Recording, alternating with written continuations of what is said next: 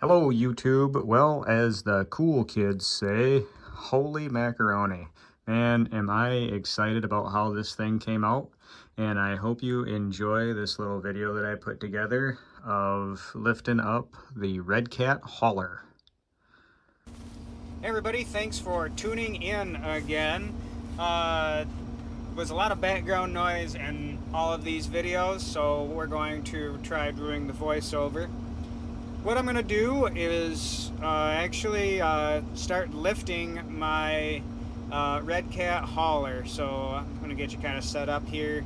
And yeah, this is something that I kind of wanted to do right out of the box. I actually played with this toy just a little bit, and my intention is to have it haul around my crawlers, so I want a little bit more ground clearance and a little bit better tire.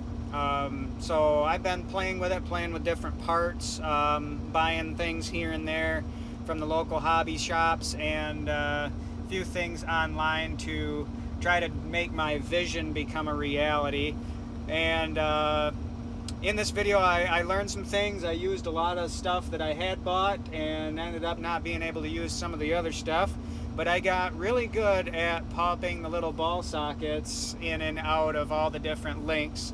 Like normal, mostly gonna only find the Traxxas stuff in your local hobby shops, so that's what I started using to do my lift kit on this. I thought I might do some shock changes on it. Thought maybe I could use the old shocks off my Mad Van, but it just wasn't going to work out. So that's kind of what I'm doing here, is trying to match up some shocks. I ended up just using the factory shocks on it, but that's alright. We're going to rig up some mounts, probably doing a 3D print some mounts, or try to figure out a way with some more robust, longer shocks where I can use the existing shock mounts and possibly still use the lowering feature that this toy has on it. So now I'm on to trying to figure out, on the original hauler there's like an H-bar for the holds the front axle in place, kind of helps it from traveling side to side. Sort of maybe like similar to a pan hard bar, but for the solid front axle. And I thought I could use these little bent steering tie rod links for that. There's that H-bar. I was matching it up.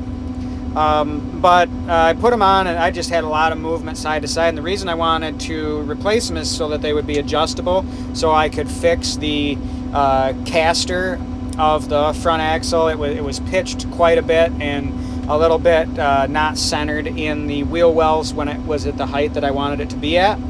But what I ended up finding out is that H-bar is actually adjustable, so I just threaded out the turnbuckles on that until I got the axle to set a little bit more straight up and down. So this was one of those times I literally pushed all those ball sockets out and then pushed them all into the bent arms, the tie rod links, and then pushed them back out and put them in the H-bar and put it all back together. But that's kind of the fun of a build like this, is experimenting, and what ended up happening is the H-bar worked out quite well, just adjusting some of those turnbuckles out on each side. And now it's time for some pretty parts. Yay, look at that. These are going to be the lower links for the front axle. That's the part number, in case you're curious. I'm not sure that these are gonna be on here long term. After I got it all together, they're a little long. I might end up trying to find a set that are shorter that I can adjust out, because right now they're turned all the way in, and I sort of wish that I could make them just a touch shorter. But anyway, this is when it kind of starts taking shape, which is a little exciting. I spent a lot of time on this, probably more than I should have, but it's winter time here, and what else do I have to do? So in between visiting with friends and hanging out, this was kind of what stayed on the bench for the most of the evening that night. Trial and error, but these links will work.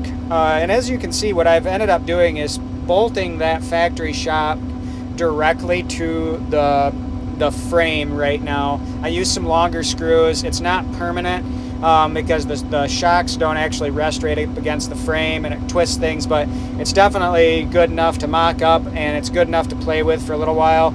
I just wouldn't want to do it for a long time because I'm afraid those longer screws without the proper mount are going to want to loosen up where they're attached to the axle, but it did work really well. So yeah, that's kind of what we've got going on here. We're going to get those blue links in the bottom of the axle and then move on to more fun. Another thing I should mention is that I didn't actually have to remove the one side of the ball sockets for them Traxxas long arms.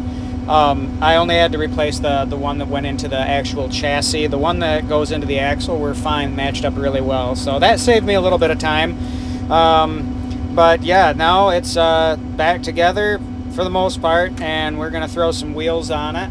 I'm not necessarily in love with these wheels, but the biggest thing that I had to do was find something that was hard enough but had a good enough tread pattern on it that it would it'd get around okay, but also if I put something on the back of it, they wouldn't go flat. I tried crawler tires, and yeah, crawler tires were way too soft.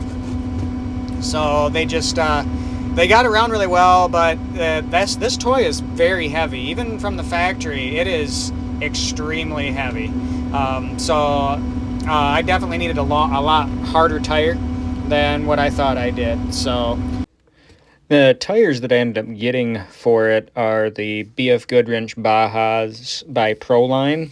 They fit the slashes typically. I think they're like 2.2 one side, 3 inches on the other. And I think they're going to work well, but like I said, I'm not sure that I'm really in love with the actual wheel itself. As far as the back goes, you can kind of see there, all I did was literally move that shock from where it was on that arm down to the frame. Just there's a screw right there. Just took the screw out, put a longer screw in, and so the back seems to be really easy as far as this lift is concerned. My pinion angle is all right as of right now. I might do something with those lower axle links at some point, but just for mock-up and to play with right now, I think it's going to be just fine. So there's really not a lot to be said about lifting it in the rear. Just taking your shocks and off the arm and putting it right on the frame.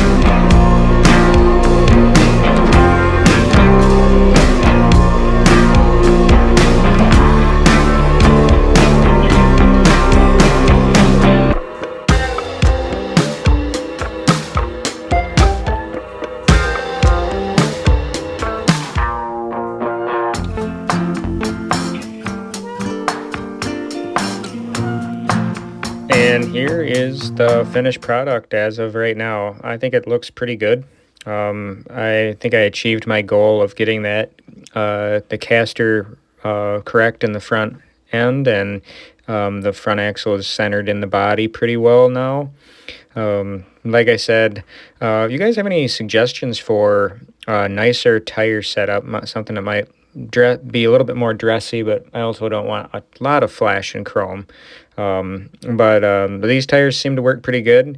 When the weather's better, I'm looking forward to getting it out and playing with it a little bit more, and hopefully refining this a little bit, whether I 3D print stuff or find some off-the-shelf parts. But I just really couldn't be happier how this is coming out. Like I said, I'm not sold on the tire choice, but it looks so good, and it holds the TRX4 really well. There's no tire squat like there was with the crawler tires, and it just looks so nice. And I'm looking forward to getting it outside and seeing how well it gets around. It got around really well with the crawler tires on it. They were just way too soft, so I think it's going to get around really well. And yeah, there's definitely room for improvement, but for right now, I am really glad how it came out. I really appreciate you guys watching, and hey, if you want to see more, it's fine. If you'd like to share, comment, subscribe, and like this video. I would appreciate it. Thanks. Bye until next time.